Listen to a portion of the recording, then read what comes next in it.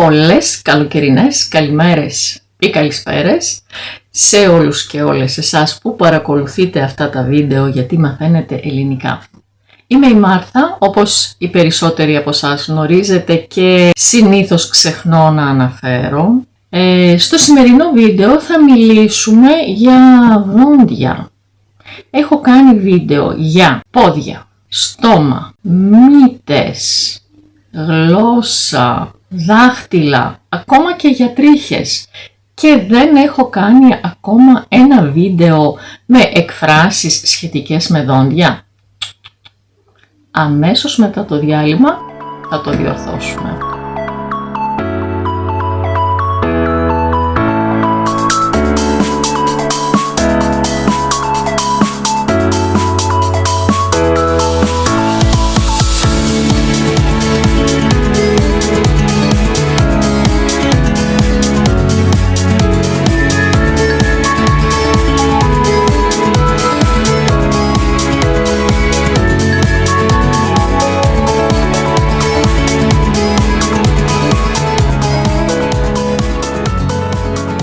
Δόντια έχουμε εμείς οι άνθρωποι και πολλά άλλα πλάσματα βεβαίως, αλλά δόντια έχουν και οι χτένες. Δόντια τα λέμε αυτά. Μερικές φορές δόντια έχει και ο ήλιος, όχι το καλοκαίρι, αλλά τον χειμώνα, μία μέρα με παγωνιά, όταν έχουμε μία ωραία λιακάδα, λέμε ότι έχει ήλιο με δόντια. Ναι μεν λάμπει ο ήλιος, αλλά έξω έχει κρύο. Εδώ στην Πελοπόννησο, εδώ στην Ελλάδα, ενώ στην Πελοπόννησο, υπάρχει ακόμη και ένας σιδηρόδρομος που έχει δόντια. Ναι, τον λέμε οδοντοτό. Δεν ξέρω αν λειτουργεί πια, γιατί ο σιδηρόδρομος γενικά στην Ελλάδα βρίσκεται σε αποσύνθεση τα τελευταία χρόνια, αλλά υπήρχε ένα σιδηρόδρομος που στις γραμμές του υπήρχαν δόντια. Τα δύο μεγάλα δόντια που έχουν οι ελέφαντες τα ονομάζουμε χαυλιόδοντες. Και τα δόντια που έχουμε εμείς μετά τους κοπτήρες, αυτά δηλαδή τα δόντια, είναι κοινόδοντες. Γιατί κοινόδοντες? Από τη λέξη κύον, την αρχαία λέξη για τον σκύλο, είναι τα δόντια του σκύλου. Στα νέα ελληνικά τα λέμε και σκυλόδοντα, αλλά η επίσημη ονομασία είναι κοινόδοντες. Έχετε δει μία ταινία του Γιώργου Λάνθιμου, αρκετά παλιά πια, ο κοινόδοντας? Γράψτε μου αν την είδατε και πώς σας φάνηκε. Όταν γεννιόμαστε χωρίς δόντια και σταδιακά αρχίζουμε να βγάζουμε δόντια. Εμφανίζονται δόντια στο στόμα μας. Λέμε το παιδί έβγαλε το πρώτο του δοντάκι. Ζητώ. Βγάζω δόντια και μετά σε μια ηλικία, νομίζω γύρω στα 6, αλλάζουμε δόντια. Δηλαδή πέφτουν τα αρχικά μας δόντια, τα νεογυλά, και εμφανίζονται καινούρια. Το παιδί αλλάζει τα δοντάκια του, βγάζει καινούρια δόντια. Φυσικά, αν χαλάσουν τα δόντια μου, χαλάνε τα δόντια, παθαίνουν τεριδόνα, οτιδήποτε, πηγαίνω στον οδοντίατρο και αν η κατάσταση δεν σώζεται, μπορεί και ο οδοντίατρος να μου βγάλει ένα δόντι που δεν μπορεί να σωθεί αλλιώς. Οπότε βγάζω δόντια όταν γεννιέμαι και μετά, και βγάζει ο οδοντίατρος το δόντι μου που δεν σώζεται με τίποτε. Τα δόντια επίσης μπορεί και να μου πέσουν. Πέφτουν τα δόντια. Αν κάποιος πάσχει από περιοδοντίτιδα, για παράδειγμα, αυτό μπορεί να έχει ως κατάληξη το να πέσουν τα δόντια του. Αν βγάλω τα δόντια κάποιου, όχι ένα δόντι, πολλά δόντια, τότε τον ξεδοντιάζω. Και κάποιος που του λείπουν όλα τα δόντια είναι ξεδοντιάρης. Άσχημη λέξη και άσχημη εικόνα. Όμως παλιότερα που η στοματική υγιεινή δεν ήταν και πρώτη προτεραιότητα για τους ανθρώπους. Ήταν πολύ συχνό φαινόμενο να βλέπει κανείς ανθρώπους που δεν είχαν δόντια σε μεγάλη ηλικία. Δείτε το βίντεο με το ξε και τι συμβαίνει στις λέξεις που κολλάμε μπροστά τους στο ξε. Και τώρα ήρθε η ώρα να δούμε 9 εκφράσεις και μία παροιμία με δόντια. Είστε έτοιμοι? Πάμε λοιπόν. Έκφραση πρώτη. Είναι οπλισμένος μέχρι τα δόντια. Ο ληστής, οπλισμένος μέχρι τα δόντια, εισέβαλε στην τράπεζα. Μπήκε στην τράπεζα και είχε πάρα πολλά όπλα πάνω του. Είχε χειροβομβίδες, είχε αυτόματα όπλα, είχε μαχαίρι, είχε οτιδήποτε. Οπλισμένος μέχρι τα δόντια. Δείχνω τα δόντια μου σε κάποιον, καταλαβαίνετε, σημαίνει ότι τον απειλώ. Ότι του δείχνω ότι έχω δύναμη και θα ασκήσω αυτή τη δύναμη και πρέπει να φοβάται. Επίσης λέμε και τρίζω τα δόντια κάποιου. Όταν τον πιέζω να κάνει κάτι δείχνοντάς του ότι εγώ έχω τη δύναμη. Σφίγγω τα δόντια μου σημαίνει αντέχω. Όταν προσπαθώ να αντέξω, σφίγγω τα δόντια μου. Την έχετε σε αυτήν την έκφραση? Μου έρχεται στο μυαλό αυτό που βλέπει κανείς στις ταινίες όταν από κάποιον προσπαθούν να βγάλουν μια σφαίρα, ας πούμε, από το σώμα χωρίς να υπάρχει δυνατότητα αναισθησίας. Του δίνουν ένα ξύλο να δαγκώσει και αυτός σφίγγει τα δόντια. Αντέχει. Λέμε για κάποιον ότι έχει δόντι και εννοούμε ότι έχει κάποιο μέσον.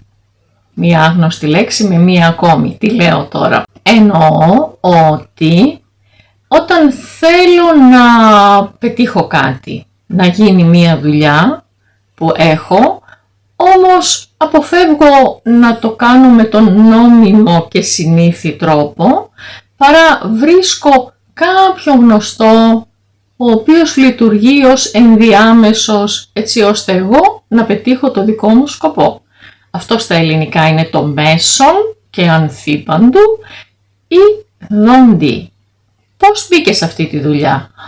Έχει γερό δόντι, δεν το ξέρεις? Λέω κάτι έξω από τα δόντια, το λέω με κάθε ειλικρίνεια.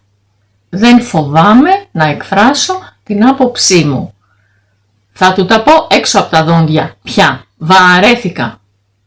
Νούμερο 6. Γλιτώνω από του χάρου τα δόντια. Ο χάρος, ο θάνατος δηλαδή, προσωποποιείται στην παράδοση, είναι ένας άνθρωπος προφανώς, άρα έχει και δόντια και για κάποιο λόγο ο χάρος μας κυνηγάει για να μας δαγκώσει, δεν ξέρω. Πάντως όταν γλιτώνει κανείς, όταν σώζεται από βέβαιο θάνατο και βγαίνει από μια δύσκολη κατάσταση σώος και αυλαβής, ρώτησα στο προηγούμενο βίντεο γραπτός αν ξέρετε αυτή την έκφραση, βγαίνω σώος και αυλαβής. Γλιτώνω δηλαδή, είμαι ζωντανός και δεν έχω πάθει και κάτι σοβαρό. Όταν βγαίνουμε λοιπόν έτσι από μια κατάσταση λέμε γλίτωσα από του χάρου τα δόντια. Ήτανε πάρα πολύ επικίνδυνα. Λέω σε κάποιον ότι κάτι δεν είναι για τα δόντια του, εννοώντας ότι αυτός δεν είναι σε θέση, δεν μπορεί λόγω της θέσης του να το έχει αυτό το πράγμα, να το απολαύσει αυτό το πράγμα. Περνάμε και βλέπουμε με έναν φίλο μου στο δρόμο ένα πανάκριβο αυτοκίνητο, μία μαζεράτη, μία δεν ξέρω τι. Και ο φίλος μου κοιτάζει το αυτοκίνητο και του λέω έλα τώρα, δεν είναι για τα δόντια σου αυτό, πάμε. Δεν μπορείς να το αγοράσεις, δεν έχεις τη δυνατότητα εσύ. Πονάει το δοντάκι κάποιου. πονάει το δοντάκι κάποιου, αναρωτιέμαι πώς γεννήθηκε αυτή η έκφραση, μαντέψτε τι μπορεί να σημαίνει στα ελληνικά και πείτε μου αν έχετε αντίστοιχη έκφραση στη γλώσσα σας. Πονάει το δοντάκι κάποιου όταν είναι ερωτευμένος. Λέω, τι έχει η Μαρία, ο Κώστας, ο Νίκος, γιατί είναι έτσι, αλλού το μυαλό κάπως χαμένος ή θλιμμένος ή οτιδήποτε. Πονάει το δοντάκι του, πονάει το δοντάκι της. Είναι ερωτευμένος, είναι ερωτευμένη. Παράξενο. Νούμερο 9. Κρατάω κάτι με νύχια και με δόντια. Με νύχια, δεν έχω νύχια εγώ, και με δόντια. Δηλαδή όταν πάση θυσία με όλη μου τη δύναμη προσπαθώ να κρατήσω κάτι. Προσπάθησε να κρατηθεί στη ζωή με νύχια και με δόντια. Και φτάσαμε στην παροιμία. Παροιμία η οποία λέει «Καπιανού του χαρίζαν γάιδαρο και αυτός τον κοιτούσε στα δόντια».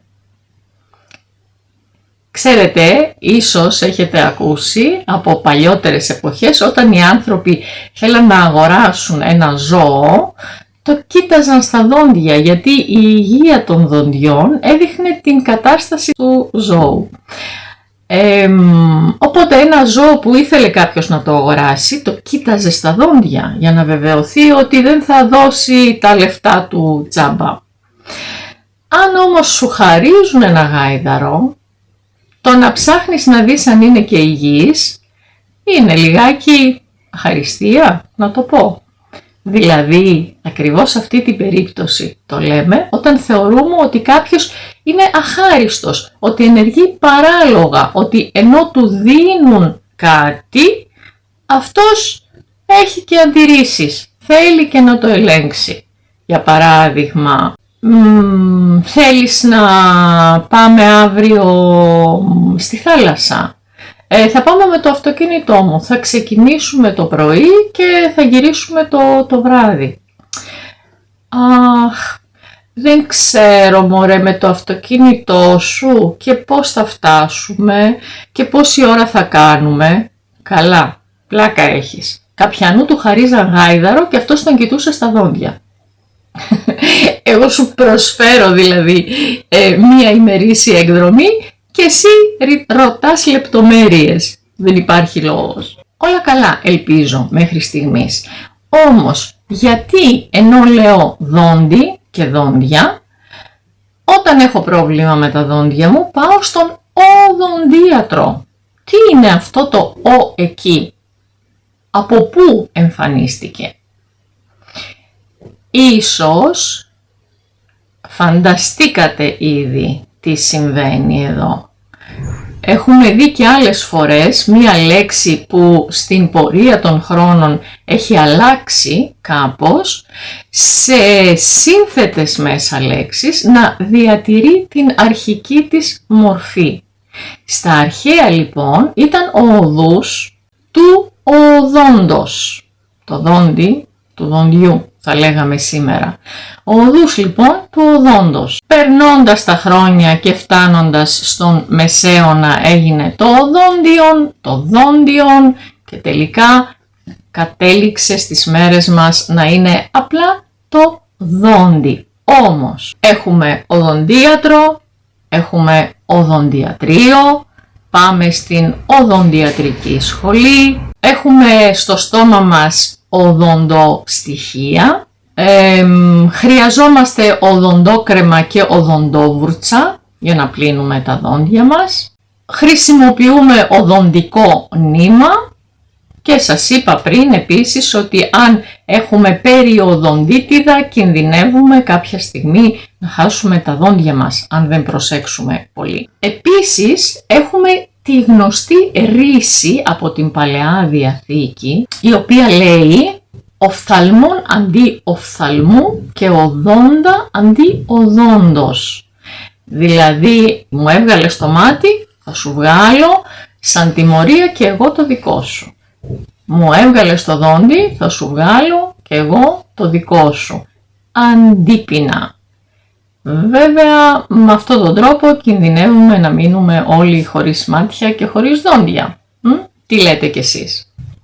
Εν πάση περιπτώσει, αυτά για σήμερα. Φιλιά καλοκαιρινά σε όλους σας, να περνάτε ωραία στις δροσερές παραλίες και να αντέχετε τη ζέστη, ειδικά εσείς που κατοικείτε σε βόρεια κλίματα και δεν είστε συνηθισμένοι σε τέτοιες θερμοκρασίες. Ελπίζω πως θα τα πούμε και την επόμενη εβδομάδα.